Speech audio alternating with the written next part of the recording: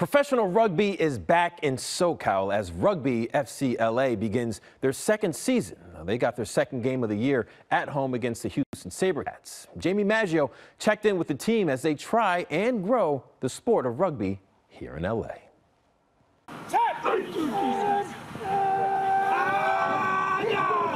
Tell me about rugby. I don't know much. Yeah, I think it's okay to not know much because you're in the majority of people in the U.S., right? As long as you know that people get tackled, people run with the ball, you can score, right? Like, if you can enjoy those aspects of the sport, then you can enjoy rugby without getting too bogged down in the details. Beautiful pass there to the outside, to the wing, and the offload, my goodness! Yeah, I think you can sort of tell who's winning and who's losing.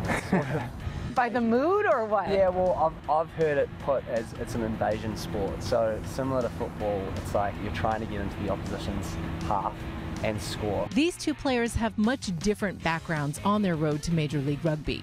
Cam comes from overseas, while Jason migrated from one hard-hitting sport to another. Well, you have a football background. What was it about rugby that you fell in love with? I think football is so positionally specific, right? Like, you have one kind of sort of role each play and you have to execute that. Rugby is so much more dynamic in the teamwork aspect and in your role. Like, I get to run with the ball, I get to tackle people, I get to pass the ball. Now, you're new to the team. Yeah. How'd that happen? No, I initially just wanted to come out here because I was born in the States. I've been in New Zealand my whole life. I wanted to see what the MLR was all about. Within that first week of being here, I just fell in love with the team and the culture.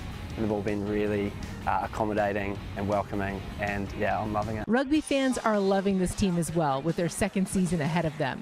And there's plenty for RFCLA to accomplish on the field and for the sport of rugby. This club is in its young, early stages. What are you hoping to do in terms of growing the sport and growing this particular franchise? When we get to go to a school or a youth program and they get to actually see, wait, I can play rugby professionally in the U.S.